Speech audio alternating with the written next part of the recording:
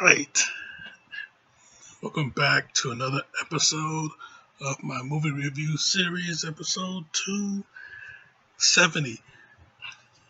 Now, last week I said that I was going to come back with the greatest, with the greatest comic book movie of all time. The greatest of all time.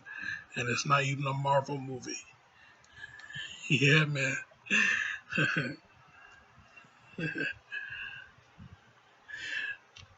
Yeah. The Dark Knight. Yes. The Dark Knight. Batman Begins 2, whatever. The Dark Knight. Yes. Yeah, this, yeah, 2008. The Dark Knight. 2008. Oh, man.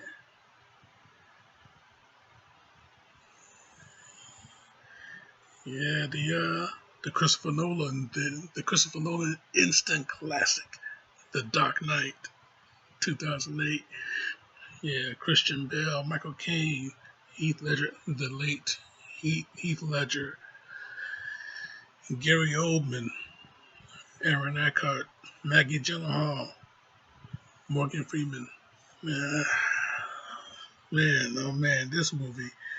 I mean, so much ground to cover on this movie, and yeah, yes. I mean, when I say this is the greatest comic book movie ever made, I'm not lying. I'm not even exaggerating. I mean, the things that was done in this movie. I mean, the way the Joker was portrayed in this movie. I mean,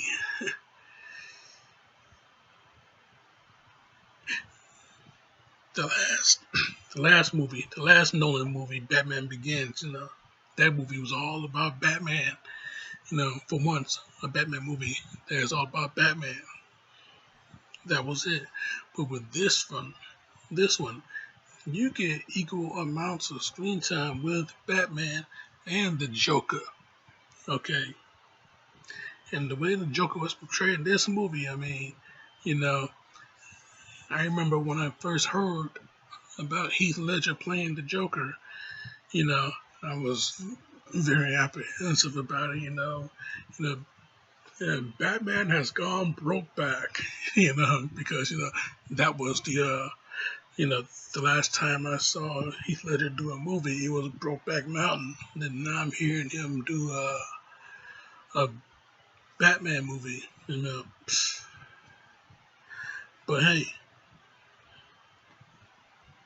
when I saw the first picture that they put out of Heath Ledger as Joker, with the mask and the scars on around his mouth, again, I was apprehensive about it because dude, this is the Joker, and dude, yeah, the face paint, that's a mask, the face paint, dude look like an alley junkie, like he did that shit all by himself, I mean, it just don't, it just don't look right.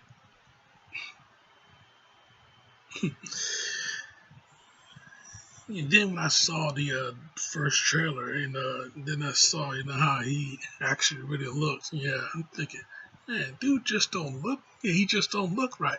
I'm judging the movie before I even seen it. I'm judging about how he looks. I mean, judging somebody about how they look. Very common, but that's something that you just don't do. You should never do. So yeah, you know, never judge somebody about how they look, but by their character, the content of their character. That's how you're supposed to judge somebody. But when I saw the movie, yeah, all my previous apprehensions were right out the window because this guy played Joker the way the Joker should have been played Joker in '89. Okay, and that's for damn sure. Yeah, the way Heath Ledger played the Joker, ooh, awesome, awesome, man. I mean, he laid it down. He laid it down, picked it back up, molded, shaped it, threw it at you, and yeah, we got hit hard with it. We got hit hard with it. Man, yeah, this is like one of the greatest portrayals of that character in live action so far. But yeah, man, this movie is very influential too. This movie, I mean, after this movie came out, then we started getting the Arkham games, Batman Arkham Asylum, and then Arkham City, and then Arkham Origins, and then Arkham Knight. But this movie, when this movie came out, we started getting the Arkham games, and the way they made the Arkham games look, man, it is 100% Dark Knight, especially when you use detective mode, you know, is the way that the way Batman was using his sonar radar, detection in this movie. In the at the end of this movie, man. I mean, you compare the two, it looks exactly the same. So this movie is highly influential in lots of in uh, uh, uh, lots of areas on many levels. Very good stuff, man.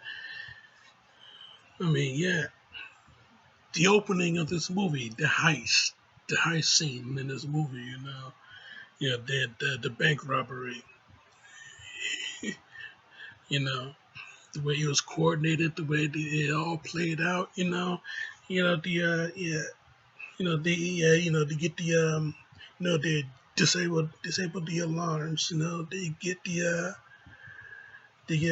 get the money, and then they have to get each other, you know, and throughout this whole time, they're giving us commentary about the Joker, why he wear his face painted like that and everything else, you know, throughout this whole time. Yeah, I mean, you've seen a lot of heist movies, I'm sure. I mean, um, uh, uh, The Town, Heat, the Ocean's films. You've seen a lot of heist movies, but you see something that is very, very quick, very smooth, very clockwork. Because after they drove that bus out, you know, blended in with the rest of the school buses. It's at the end of school day, so blending in with the rest of the school buses. You know, they're leaving this way, and the cops are coming to the bank this way. Yeah, they miss them. Yeah, the cops miss them. And it was just like clockwork. I mean, you couldn't plan a much more perfect heist than that. I mean, this was just, whew, yeah, like I said, quick, clean, smooth, and man,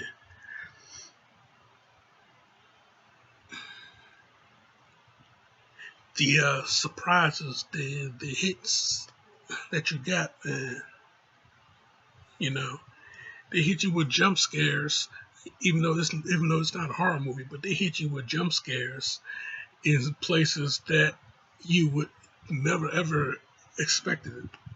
You know, the you know the dummy, the dummy dressed in one of those faulty Batman outfits. You know, it it comes down and it hits the mayor's window. Yeah, within that music, that Hans Zimmer music, he just he just hits you right there in the right precise. Oh, this movie is just too damn perfect. I mean, I'm gonna say it right now. It's just straight up 5 out of 5. Hell, it's a 10 out of 5. This movie is so damn perfect. So yeah, a lot of things that just comes out at you. You know, you know, Joker making the predicament, of how people would act with each other. I mean, he was so sure that uh, uh, uh, the area where all the prisoners, all the other convicts is at. He was so sure that they were going to, you know, hit the explosive, and kill all the citizens over there. He was so sure that was going to happen, but he was so sure that the citizens was going to hit the explosive and kill all the prisoners over there. You know, you know, the yeah, like I said, the prejudgment of the human behavior. You know, you know, yeah. One of the prisoners, played by the late Tiny Lister, yeah, he took the explosive, yeah, he threw that shit out the window. You know, yeah, because he's already serving a hard time. He don't need to get into any more bullshit. And yeah, the people over there, the citizens over there that could have hit the uh, hit the trigger and killed all the convicts. Yeah, that one guy, he talking a lot of shit, but when it came down to it, he had the guts to actually back it up. Nah, he put that shit right back into the in the box, and he just sat his ass down. Yeah, he knew he couldn't do it. But yeah, yeah, yeah, Joker. Yeah, he thought, he thought he had it made. Here we go. You know, nothing happened. Look over at the clock. It's midnight. And yeah, that plan didn't work. But his master plan was Harvey Dent. Harvey Dent. I mean, he took Gotham's White Knight and brought him down to the horror side. I mean, yeah, what he did to Harvey, having him kidnapped, but at the same time having his girlfriend kidnapped, his girlfriend Rachel Dawes kidnapped, and yeah, Batman had to he had to make a choice, either save Harvey or save Rachel. Yeah, he gave Batman Harvey's address and he gave him Rachel's address, and you know, Batman, the famous interrogation scene, and I don't want to kill you. What would I do without you? You complete me. You know that scene, and the famous interrogation scene. Where are they? Where are they? That famous interrogation scene. Yeah, he gave them both addresses. So yeah, he went to he said he was going to get Rachel, but he ended up getting Dent while the police went over to get Rachel, and unfortunately they arrived too late. Rachel, she got blasted. You know, yeah, she gets blasted. Harvey, Batman, he shows up, he grabs Harvey, he get him out of there. Unfortunately, he got caught in the blast too. You know, half his body is laying in leaked out fuel. So yeah, he gets caught in the blast and half his face is burnt up. Batman had to put him out and everything like that. But yeah, damage was done. When Harvey finds out, he wakes up in the hospital. He sees that half his coin is charred. That was when he knew Rachel didn't make it because he gave her that coin. You know, so yeah, Harvey. The reveal of him being Two-Face. That shocking reveal.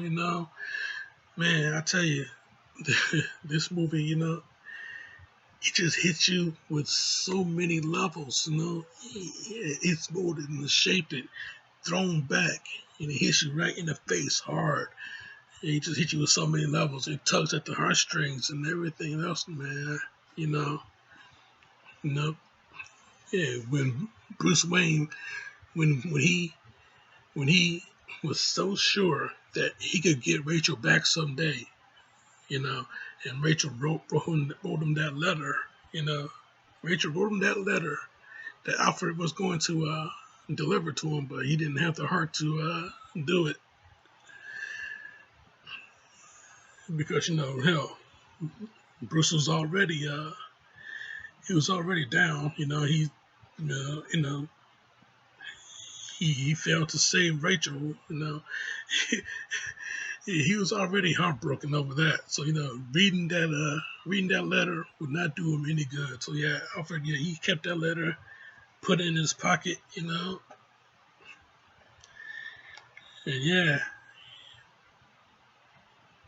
I tell you, man, so many levels, so many emotions. This movie, it is 100% the perfect movie, the greatest comic book movie, not superhero movie, but comic book movie, period. I mean, hell, this was back in 2008. All these comic book movies that have came after it, and yet people still talk about the Dark Knight. I mean, all these comic book movies that came after, mostly from Marvel, but all these comic book movies that came after, and it's just this one DC movie. All the ones that came before, and a huge slew of ones that came after. And this one DC movie still holds up so strong, so strong. I mean, very, very solid movie. The perfect movie. Absolute perfect movie. Dark Knight 2008. A 5 out of 5. A 10 out of 10. A 10 out of 5. The perfect movie ever. The greatest one ever. Number one on all lists. It should be. It better be. But yeah, man.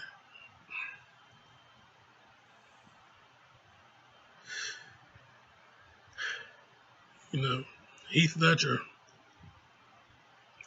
the late Heath Ledger, portrayed that Joker, portrayed the Joker, the way he's supposed to be portrayed the whole time. Portrayed him the right way. And yeah, forget about how he looked, how he was portrayed. That was the story. And yeah, the story was told. And the man got an Oscar for it, even though he wasn't allowed to receive it. The man got his Academy Award for it. Best supporting actor. Damn right he was. Yeah, rest in peace, Tiny Lister. Rest in peace, Heath Ledger. That's my review, Jack. I'm sticking to it. Yeah. Summer blockbuster. It just gets hotter and hotter. And the funny thing is, I'm a little sorry about not putting this review out last year, because last year would have been the most perfect time to do it. The same exact day of the release date was last year, but unfortunately, I was caught up with a whole lot of ninja films. Shokazuki had my attention. Well, anyway, better late than never. So here it is right here. Here it is right here for you. All for you. But yeah, next week though. Next week, you know, Bruce Willis. Bruce Willis come back to the movie review series. But yeah, man, he and the rest of his Navy SEAL team, they're going to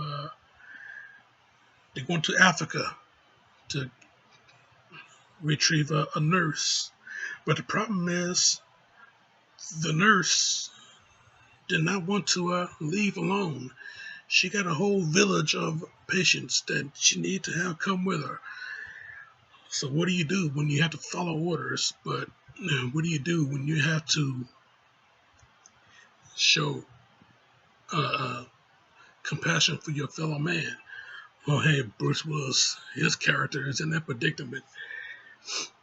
So you keep it locked right here for that. Check out my other shit right here. Subscribe to me right here. But in the meantime, in between time, Jack, why so serious? You want to know how I got these scars? No, but no, I got these. Uh, Great stuff, man. This movie, like I said, the perfect movie. This show is off.